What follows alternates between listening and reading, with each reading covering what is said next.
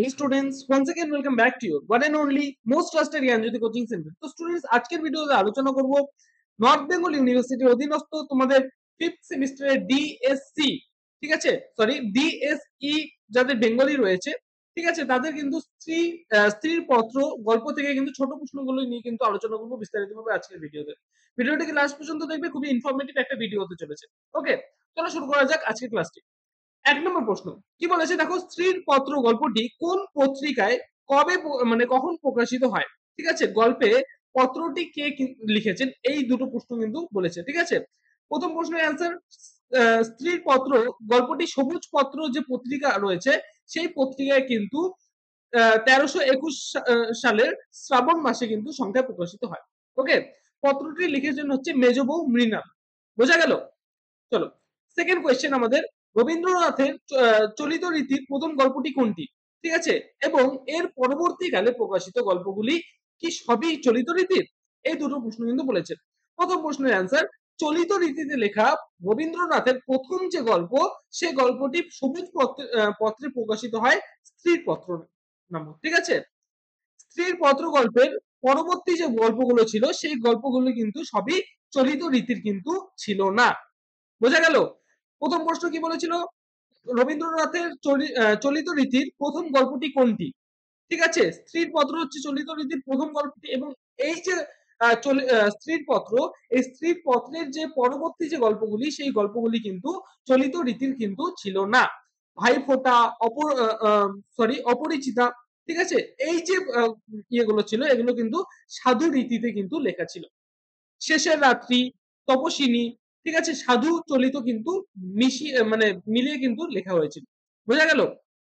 আচ্ছা, পয়লা নভেম্বর পয়লা নম্বর যে গল্পটি ছিল সেই গল্পটি থেকে কিন্তু পরবর্তী সব গল্পই কিন্তু চলিত রীতিতে কিন্তু লেখা ছিল।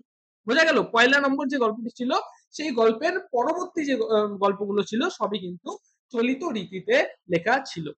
বোঝা গেল? চলো নেক্সট কোয়েশ্চেন আছে হচ্ছে 3 নম্বর কোয়েশ্চেন, স্ত্রীর পত্র গল্পে স্ত্রীর নাম কি? স্ত্রীর পত্র গল্পে স্ত্রীর নাম হচ্ছে মৃণাল। Very very important. গল্পে তার বিবাহিত জীবনের কত বছরের উল্লেখ আছে? সে বাড়ির কত নাম্বার বউ ছিল?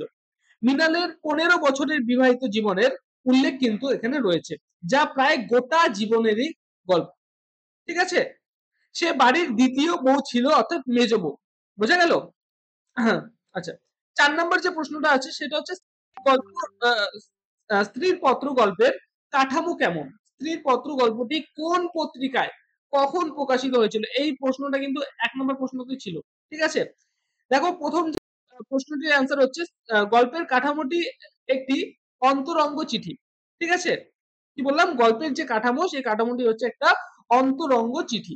বোঝা গেল? এবং এই যে গল্প, এই গল্প প্রকাশিত হয়েছিল হচ্ছে সবুজ পত্র পত্রিকা, যেটা আমি আগেই বললাম, এবং এটি 1321 শ্রাবণ মাসে সংখ্যায় কিন্তু প্রকাশিত হয়েছিল। বোঝা গেল? 5 নম্বর যে প্রশ্নটি আছে সেটা হচ্ছে, স্ত্রীর পত্র গল্পের মৃণালের শৈশব কোন পরিবেশে অতিবাহিত হয়েছিল বলো? ঠিক আছে, এটা হচ্ছে প্রশ্নটা। অ্যান্সার হচ্ছে, স্ত্রীর পত্র গল্পের নায়িকা হচ্ছে মৃণাল, এবং এই মৃণাল পাড়াগার মেয়ে। ঠিক আছে, কি বললাম, এই মৃণাল হচ্ছে পাড়াগার মেয়ে। কলকাতা থেকে অনেক দূরে এক দুর্গম পাড়াগাঁয়ে কিন্তু মৃণালের শৈশব অতিবাহিত হয়। মানে মৃণালের যে শৈশব, সেই শৈশব অতিবাহিত হয় হচ্ছে পাড়াগাঁয়ের পাড়াগাঁয়ে কিন্তু মৃণালের শৈশব অতিবাহিত হয়।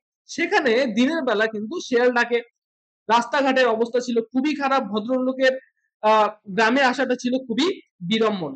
স্টেশন থেকে 7 ক্রোশ পর্যন্ত শেকড় গাড়ির চলার মতো রাস্তা ছিল, তারপর আরো 3 মাইল ছিল হচ্ছে কাঁচা রাস্তা পার হয়ে তবে মৃণালের গ্রাম। তার মানে ভেবে নাও কতটা গ্রাম্য একটা পরিবেশ। ঠিক আছে, শহরের সংস্কৃতির আলোক সে গায়ে কিন্তু পৌঁছায় না, সে ছিল গেয় সংস্কৃতি।